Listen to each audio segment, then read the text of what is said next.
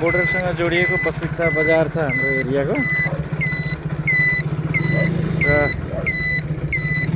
पहिलाको चाहिँ यो बाँध थियो, अहिले यो बाँधलाई चाहिँ यसरी भारत सरकारले चाहिँ रोडको रूपमा डेभलप गरिसकेका छ, 4 लाइन रोडमा।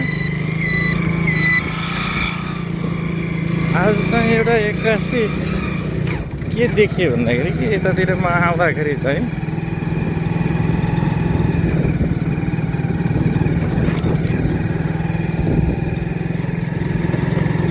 एसएसबी को चेकिङ हुँदो रहेछ। अहिले पनि इन्डियामै छु म, तर आज एक्कासी चाहिँ उयोहरू के भन्छ आइडी कार्डहरू खोजेर अनि मात्रै आउने दिने जाने गर्ने रहेछ। लाइन लगाएर चेक गर्दो रहेछ। फेरि के भएको भनेर बुझ्दाखेरि त के त्यस्तो छैन। फेरि मैले सोधेँ पनि कि क्या आज यसरी चेक गरेर भनेर। अनि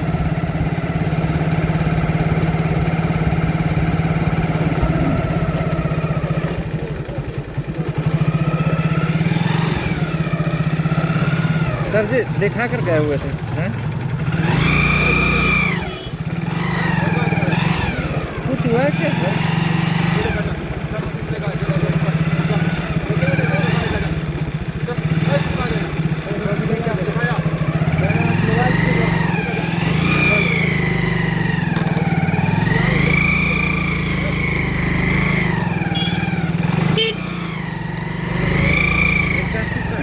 आइडी कार्ड खोज्दो रहेछ। अनि यो चाहिँ बोर्डर हेर्नुभयो, यसरी चाहिँ हामी सीमावर्ती क्षेत्र चाहिँ क्रस गरेर यता नजिक यो बजार पर्ने भएर यो सीमा स्तम्भहरू तपाईँ हेरिराख्नु भएको छ। यो सीमा स्तम्भ क्रस गरेर हामी जान्थ्यौँ। तर भएको चाहिँ खास के हो भन्दाखेरि केही थाहा छैन। अब यो सरकार परिवर्तन भए पछाडिदेखिको अब यो देखिएको दृश्य हो के हो थाहा छैन। साइकलवालादेखि लिएर सबैलाई चेक गर्दैछ। आइडी कार्ड भएपछि मात्रै जान दिँदो रहेछ।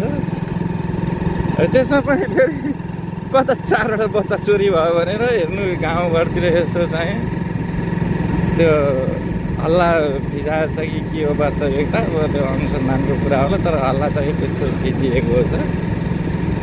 अनि त्यस्तो